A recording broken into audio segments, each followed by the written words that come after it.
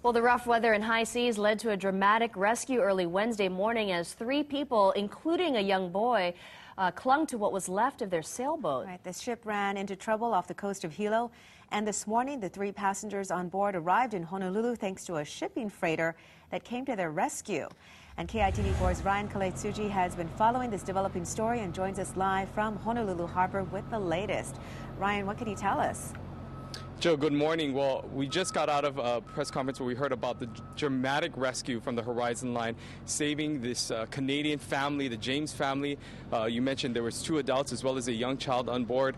They're all safe and sound thanks to the rescue efforts of Horizon Lines, and we're joined by Stephen Itzen, who is a first mate on the vessel. Could you kind of take us through what it was like upon your ship, the Horizon Line, coming in and rescuing this family?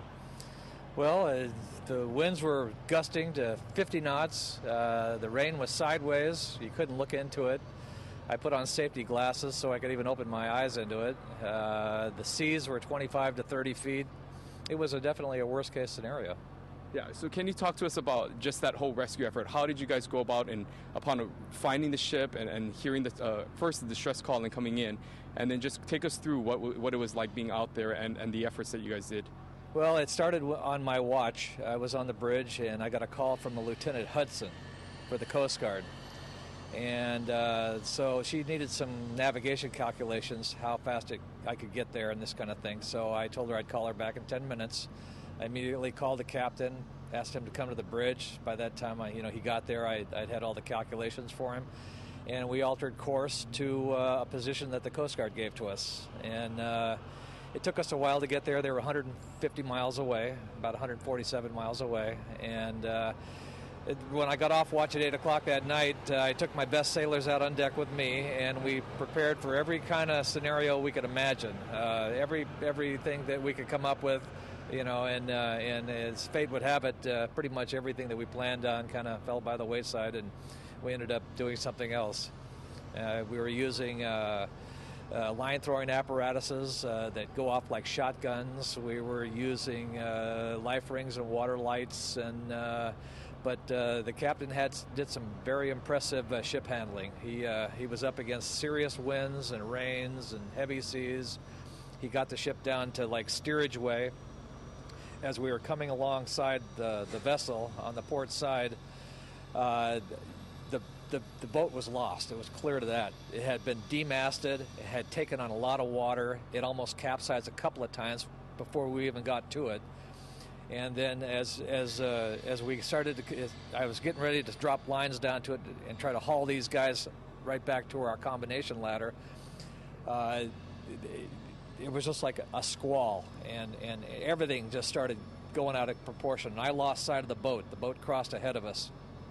So I had to grab my guys and run over to the starboard side of the vessel. And then when I started getting ready with my lines on the starboard side of the vessel, the boat went down. I saw the boat go down. And we all knew that there was a 9-year-old on there, so our hearts were just sinking, but we were still doing what we could. So we got a hold of one guy. We got a hold of Mitchell. And we hauled him down the side of the ship, and we got him up on the vessel. And I had told several guys that they were designated as eyes only. Do not lose sight of the father and the son. And they did good. They did really well. And so they drifted off into the darkness where we could barely see them. I mean, you just see a speck of light, but we never lost sight of them. And it was restricted visibility and the worst kind of conditions. And then the captain did some incredible maneuvering where he was backing and filling, and he was using the bow thruster, and we got him. Yeah, well, we got him.